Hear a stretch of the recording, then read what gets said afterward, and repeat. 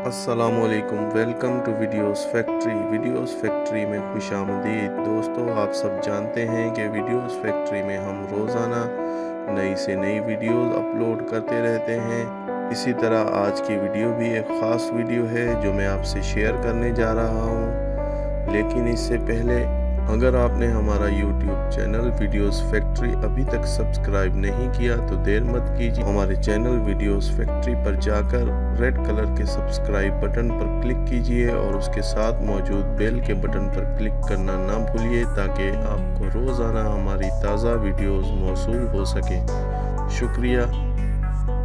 आइए चलते हैं वीडियो की तरफ। रात का आखिरी पहर था। सर्दी थी कि हड्डियों के अंदर तक घुसी जा रही थी। बारिश भी इतनी तेज थी जैसे आज अगली पिछली कसर निकाल कर रहेगी। मैं अपनी कार में दूसरे शहर के एक कारोबारी दौरे से वापस आ रहा था और कार का हीटर चलने के बावजूद मैं सर्दी को बहुत महसूस कर रहा था। दिल में एक ही ख्वाहिश थी कि बस जल्द अज जल्द घर पहुंचकर बिस्तर में घुस जाऊं और सो जाऊं। मुझे इस वक्त कंबल और बिस्तर ही सबसे बड़ी नेमत लग रहे थे। सड़कें बिल्कुल सुनसान थीं, हत्ता कि कोई जानवर भी नजर नहीं आ रहा था। लोग इस सर्द मौसम में अपने गर्म बिस्तरों में दुबके हुए थे। जैसे ही मैंने कार अपनी गली में मोड़ी तो मुझे कार की रोशनी में भीगती हुई बारिश में एक साया नजर आया। इसने बारिश से बचने के लिए सर पर एक प्लास्टिक के थैले जैसा कुछ ओढ़ा हुआ था और वो गली में खड़े पानी से बचता बचाता आहिस्ता आहिस्ता चल रहा था। मुझे शदीद हैरानी हुई कि इस मौसम में भी कोई शख्स इस वक्त बाहर निकल सकता है और मुझे इस पर तरस भी आया कि पता नहीं किस मजबूरी ने इसे इस पहर इस तूफानी बारिश में बाहर निकलने पर मजबूर किया।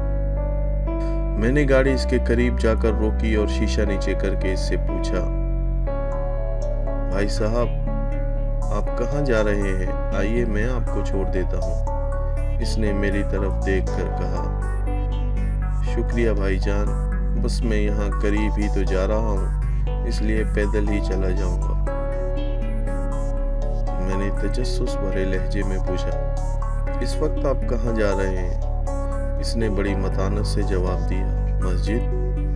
मैंने हैरानी से पूछा, इस वक्त मस्जिद में क्या करने जा रहे हैं? इसने कहा, मैं इस मस्जिद का मुअज्जिन हूँ और फज्र की अजान के लिए मस्जिद में जा रहा हूँ। ये कहकर वो अपने रास्ते पर चल पड़ा और मुझे एक नई सोच में गुम कर गया। क्या आज तक हमने कभी सोचा है कि सख्त सर्दी की रात में तूफान हो या बारिश, कौन है जो अपने वक्त पर अल्लाह के बुलावे की सदा बुलंद करता है?